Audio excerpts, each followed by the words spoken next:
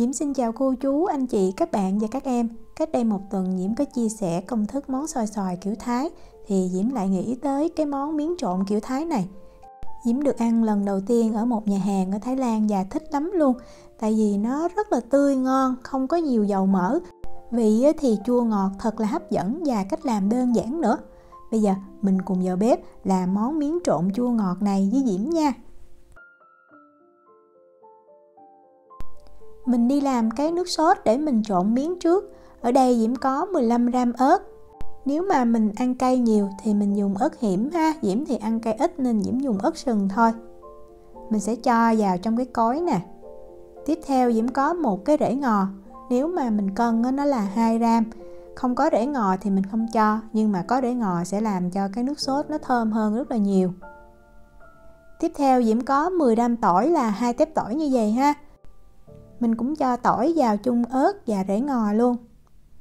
Đường thì mình cho 30g, cách đo bằng muỗng thì Diễm ghi ở phần miêu tả video nha. Nước mắm Diễm cho 40g. Để tạo độ chua đó thì mình cho 45g nước cốt chanh. Chanh thì cũng tùy loại ha, Diễm dùng ở đây là cái chanh xanh này. Nếu mà mình dùng chanh vàng thì Diễm thấy nó sẽ chua hơn.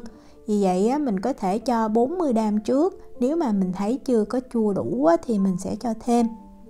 Rồi mình xay cho thật là nhuyễn nha. Nếu mà không có máy xay thì mình giã hoặc là mình băm nhuyễn cũng được. Cái nước sốt này lúc mà mình nếm nó sẽ có cái vị chua ngọt và đậm đà ha, thì mình trộn nó mới vừa ăn.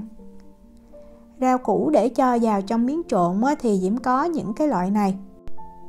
Đầu tiên mình có cần tây, thì nếu mà mình không có cân thì mình lấy một nhánh ha. Còn nếu cân là 30g, mình cắt ra thành từng cái miếng nhỏ. Hành lá thì Diễm có 3 nhánh, Diễm cân được 15g, mình cắt ra thành từng đoạn như vậy. Cà chua thì mình cần 50g, mình có thể dùng cà chua trái to hoặc là Diễm dùng cà chua bi này. Củ hành tây thì mình cần 30g, nếu mà không có cân thì khoảng 1/4 củ hành tây. Mình cũng cắt ra thành từng lát có độ dày khoảng 2mm.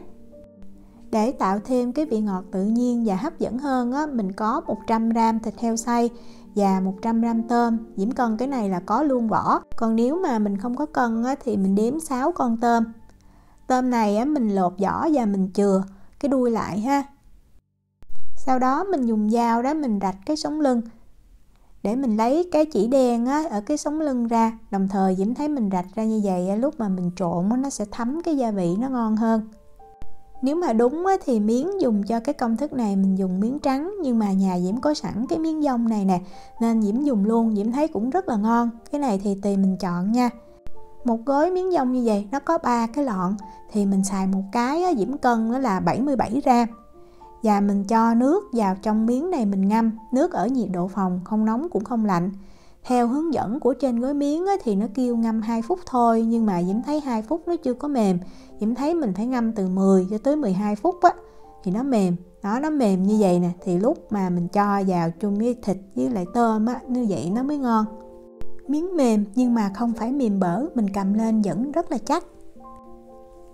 Rồi bây giờ mình mang cái miếng này nè, mình đổ ra cho thiệt là ráo nước. Đó, lúc mà mình lấy là mình cầm lên về mình thấy nước nó chảy xuống nè. Và mình lấy kéo đó mình cắt cho cái miếng này nó ngắn. Tại vì nếu mà dài quá, khi mà mình trộn gia vị với lại những cái nguyên liệu rau cải hay tôm thịt nó không có đều với nhau. Sau khi cắt miếng xong thì mình sẽ mang mình đi chế biến luôn. Để nấu tôm, thịt và miếng thì mình dùng cái chảo to chút.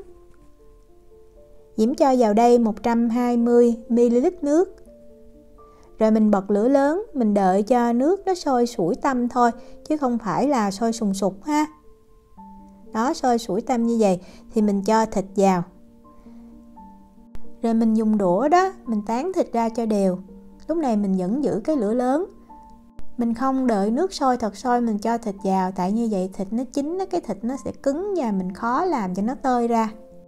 Với công thức này nếu mà mình không thích ăn thịt heo thì mình có thể dùng hoàn toàn bằng tôm cũng được. 10 con tôm Diễm thấy cũng rất là ngon. Đó, khi mà mình thấy thịt nó tái và nó đã tơi ra như vậy thì nước cũng bắt đầu sôi mạnh lên, thì mình cho tôm vào liền luôn nha. Cho tôm vào thì mình sẽ trở cho con tôm nó chín. Thì cái này là Diễm giữ nguyên cái thời gian Diễm quay video luôn đó. Thì khoảng 30 giây là cái tôm nó chín. Mình chỉ làm cho nó vừa chín thôi ha, mình đừng nấu lâu làm cho cái nước nó cạn.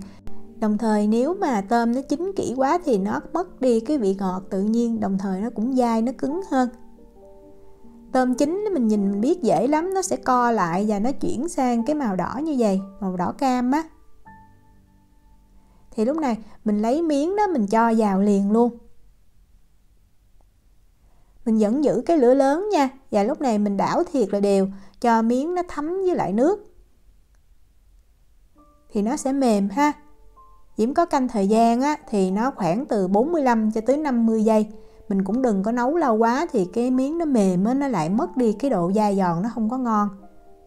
Đó, khi mà mình thấy á, bắt đầu nó thấm nước thì nó sẽ mềm hơn. Mình cũng có thể ăn thử nha, nhưng mà nếu mà mình dùng đúng cái loại miếng như Diễm dùng á, thì mình nấu như Diễm chia sẻ khoảng 45 tới 50 giây rất là chuẩn và ngon. Mình thấy nó vẫn còn một cái lượng nước như vậy, nhưng mà khi mà mình nhắc xuống khỏi bếp á, thì cái miếng nó sẽ hút nước, nó sẽ khô ráo hơn. Đó, Diễm thấy nó mềm hết ha. Như vậy thì mình nhắc khỏi bếp liền. Rồi mình cho cần tây nè, mình cho củ hành tây, cà chua. Và mình cho hết cái phần nước sốt hồi nãy mình làm vào luôn nha. Rồi mình trộn sơ lên, tại vì nếu mà mình không trộn bây giờ mình đợi lâu á, cái miếng nó dễ bị dính lại với nhau. Đó, mình trộn cho nó tơi ra. Mình trộn luôn tôm với thịt ha, cho tôm thịt nó thấm cái sốt chua ngọt á, nó sẽ ngon hơn. Cách trộn như vậy á, Diễm thấy mình không cần phải dùng dầu, mà cái sợi miếng á, nó không có bị dính lại với nhau. Khi mà mình ăn á, nó có cái độ mềm nhưng mà nó tơi rất là ngon. Đó, mình thấy đều rồi thì mình cho hành lá vào nha.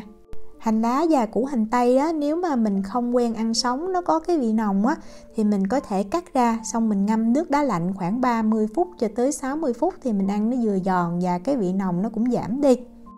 Trộn đều lên một lần nữa. Vậy là mình đã làm xong món miếng trộn chua ngọt rồi. Cái món miếng trộn này á, thì Diễm thấy mình làm xong là mình ăn liền nha. Thì nếu mà mình để lâu á, thì cái miếng á, nó hút cái nước, nó sẽ nở ra. Ăn á, gì Diễm thấy nó không có đậm đà như là mình vừa làm xong mình ăn liền, nó còn cái ấm ấm á. Diễm nhớ hoài cái món này, Diễm ăn bên Thái Lan. Diễm có tham khảo vài công thức của người Thái làm á, thì Diễm thấy người ta cho nước cốt chanh rất là nhiều. Diễm làm thử thì Diễm thấy hơi chua ha. Mình cứ làm theo, khi mà mình ăn mình thấy nếu mà chưa hợp khẩu vị của mình thì mình cứ điều chỉnh. Diễm thấy rất là ngon. Diễm chúc cô chú, anh chị, các bạn và các em làm món miếng trộn thiệt là ngon. Nếu mà có thắc mắc gì thì cứ để lại lời nhắn hoặc là gửi tin nhắn cho Diễm. Diễm cảm ơn sự quan tâm theo dõi video rất là nhiều. Hẹn gặp lại trong những video tiếp theo. Chào tạm biệt.